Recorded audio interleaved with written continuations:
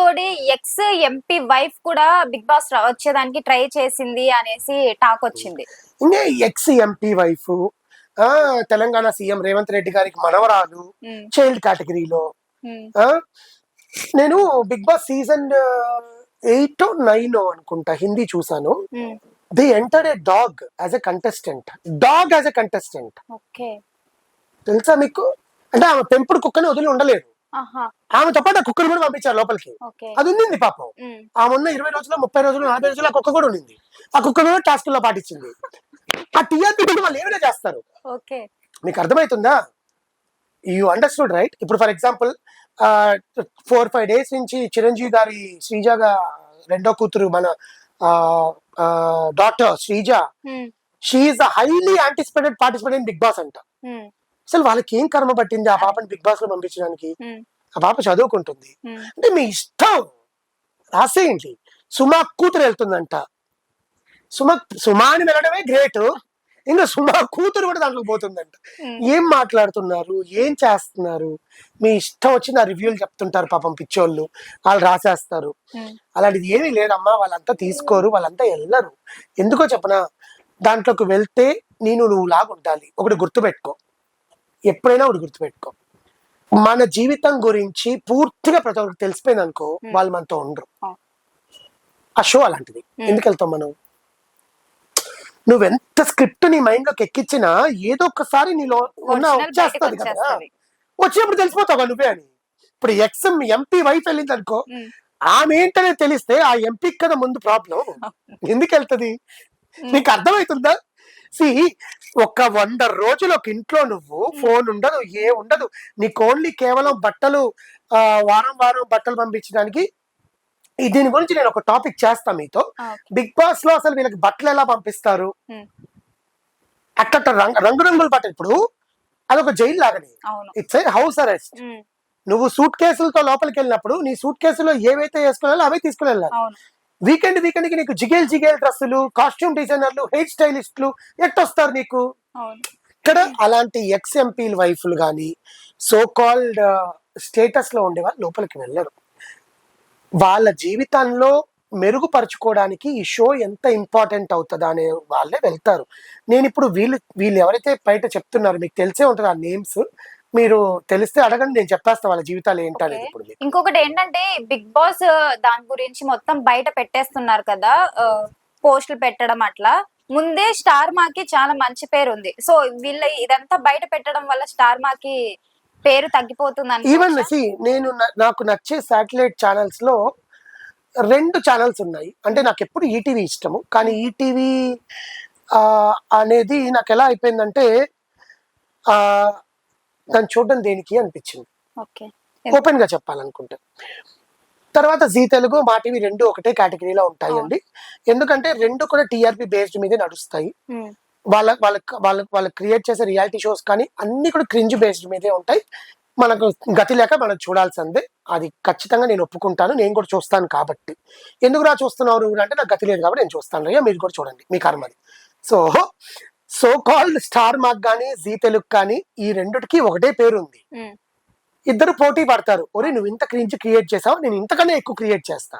ఓ నీ దగ్గర ఈయన ఉన్నాడా, నీకు ఈయన మొగ్గుని దింపుతా. ఓ నీ దగ్గర ఈముందా, నేను ఈవెన్ దింపుతా. ఓ నీ దగ్గరికి రాశి గారు వచ్చారా, నేను మీనా గారు వస్తారు. ఓ ఇప్పుడు నీ దగ్గర రోజా గారు ఉన్నారా, వెయిట్ అమ్మకి వస్తారు. అర్థమైందా? This is what the show. So వాళ్ళకి ఏ పేరున్నా కూడా మనం చూస్తున్నాం కాబట్టి అది మన తప్పట్లేదు కాబట్టి చూస్తాం. ఈ బిగ్ బాస్ బయట పెట్టడం వల్ల స్టార్ మా పేరు ఏమీ లేదండి. అది నీ టీమ్ లో ఉండే వాళ్ళు లీకులు ఇవ్వబట్టేగా వాళ్ళు చెప్తున్నారు. మరి ఎలా తెలిసింది నీకు? నువ్వు ఎక్కడ కంట్రోల్ చేయాలి? ఇప్పుడు రాజమౌళి గారు ఒక సినిమా తీస్తున్నాడు అంటే మొన్నటికి మొన్న మహేష్ బాబు గారిది ఏవో క్లిప్పులు బయటకు వస్తేనే ఫుల్లీ అసలు స్టాప్ చేసేసాడు షూటింగ్ ఒక 15 days అని టాక్. నాకు తెలిసి ఇన్ఫర్మేషన్ అయినా టాక్. రాజమౌళి గారు అంతటి వారే ఒక సినిమా గురించి బయటకి ఏ టాకు లేకుండా పొక్కకుండా తీస్తున్నప్పుడు నువ్వు ఒక ఛానల్ ని మెయింటైన్ చేస్తున్నావు, శాటిలైట్ ఛానల్ అది. ఈ షో మీద ప్రతి సంవత్సరం వెయిట్ చేసే కొన్ని లక్షల ప్రేక్షకులు ఉంటారు. ఆ లక్షల ప్రేక్షకుల కోసం అయినా నువ్వు ఎంత పగడబందిగా ప్లాన్ చేయాలి? Why your season 1 and season 4 are hit? Season 1 అసలు రిలీజ్ అయ్యి ఎన్టీఆర్ గారు హోస్ట్ గా స్టేజ్ మీద వచ్చేంత వరకు ఎవరికి తెలియదు.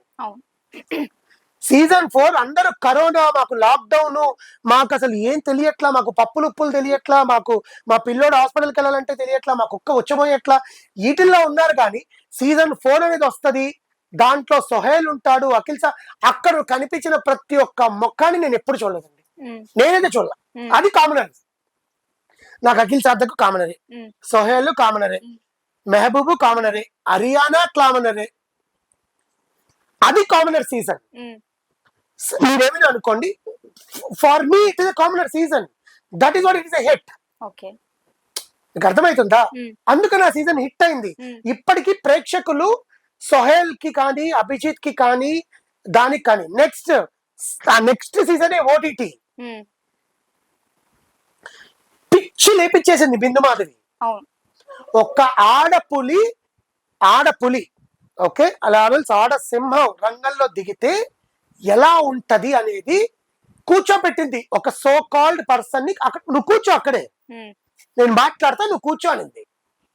ఐ రెస్పెక్ట్ హిమ్, యునో, అతనుకుండే టాలెంట్ అతనికి ఉంది, ఆమెకుండే టాలెంట్, బట్ నువ్వు చూపించింది, she only the contestant who I anticipate, admire her personality in the Bigg Boss. She did like anything. Game ఆడలేదు అమ్మాయి, ఆ అమ్మాయి మైండ్ గేమ్ ఆడింది. చాలా మంది అంటారు బిందు మాధవి చేయలేదు, ఆ అమ్మాయి మైండ్ గేమ్ ఆడి గెలిచింది. ఆ అమ్మాయి కన్నా నాకు ఎక్కువ నచ్చింది గీతా మాధురి. ఎక్కడ స్టాండ్ తీసుకోవాలి, ఎక్కడ మాట్లాడాలి, ఇవన్నీ మనం షోలు చూసాక తెలుసుకున్నాం. ఇప్పుడు ఏం జరుగుతుందంటే, షోలోకి వెళ్ళే వాళ్ళ గురించి అంతా నువ్వు బయట చెప్పేస్తున్నప్పుడు, వాళ్ళ పర్సనాలిటీ నీకు బయటే తెలిసినప్పుడు లోపల నువ్వు వాళ్ళని ఎందుకు చూస్తావు? సో ఇప్పుడు కామనర్స్ గా అని చెప్పబడే సో కాల్డ్ ఇన్ఫ్లుయెన్సర్స్, యూట్యూబర్స్ లో ఒక పేరు ఎంచుకుంటాం. ఫర్ ఎగ్జాంపుల్, వాళ్ళు జనాలకి తెలిసిందే, ఓకే, ఆ అమ్మాయి ఎవరో 19 ఏళ్ళ అమ్మాయి అంట, 21, 19, ఒకటైతే 19 చెప్తాడు, 21 ఏళ్ళ అమ్మాయిని నువ్వు సీజన్ లోకి పంపించి ఏం చేద్దామని? For what case? ఆడపిల్లలకి అబ్బాయిల కన్నా మెచ్యూరిటీ లెవెల్స్ చాలా ఎక్కువ ఉంటాయి, తెలుసా మీకు? అది ఎప్పుడైనా తెలుసుకున్నారా సైకాలజీలో? I'm a psychology student, I'm telling you, ఆడపిల్లలకి అబ్బాయిల కన్నా మెచ్యూరిటీ లెవెల్స్ ఎక్కువ ఉంటాయి. అబ్బాయిలకి మెచ్యూరిటీ లెవెల్స్ ఉండవా అంటే, మెచ్యూరిటీకి మించిన ఆవేశము, ఇమీడియట్ రియాక్షన్స్ ఉంటాయి అబ్బాయిలకి, most of the male personalities. అలాంటి ఒక 19 ఏళ్ళ 21 ఏళ్ళ అమ్మాయిని ఎందుకు పంపిస్తున్నారని చాలా మంది క్వశ్చన్, నా ఆన్సర్ అది. అందుకే ఎందుకు పంపిస్తున్నారు అని క్వశ్చన్ వేశాను. మెచ్యూరిటీ లెవెల్స్ ఎక్కువ ఉంటాయి కాబట్టి అమ్మాయిని సెలెక్ట్ చేశారు. అమ్మాయికి ఆడే స్ట్రెంగ్త్, గేమ్స్ ఆడాలన్నా చూడండి, స్ట్రెంగ్త్ అనేది మీరు ఉండే పర్సనాలిటీని బట్టి ఉంటుంది, పెరిగిన ఎన్విరాన్మెంట్ బట్టి ఉంటుంది, చుట్టూ ఉండే సిచ్యువేషన్స్ బట్టి ఉంటుంది. Why women empowerment is getting increased? ఆడవాళ్ళ శక్తి లేదనా? ఆడవాళ్ళు చేయలేదనా? అంటే అమ్మాయి కంటే ఎక్కువ. I'm not a supportive to the females, okay.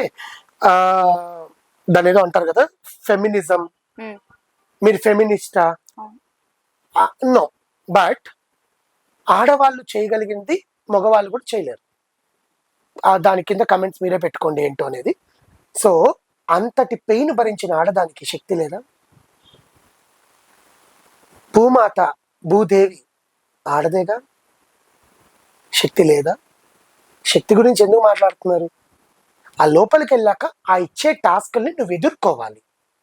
అక్కడ నీకు పొసెసివ్నెస్, కాంటెంపరీ, పార్షియాలిటీ, నా ఫ్రెండ్ని తీసుకొస్తా లోపలికి, నువ్వు నా ఫ్రెండ్ కాదు అనేవి నువ్వు ఎదుర్కోవాలి, నిలబడాలి.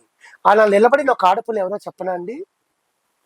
శివాజీ గారి ముద్దు బిడ్డ, తెలుసా ఎవరో పేరు? సీజన్ 8 లో 2 సార్లు వచ్చింది బయటకి.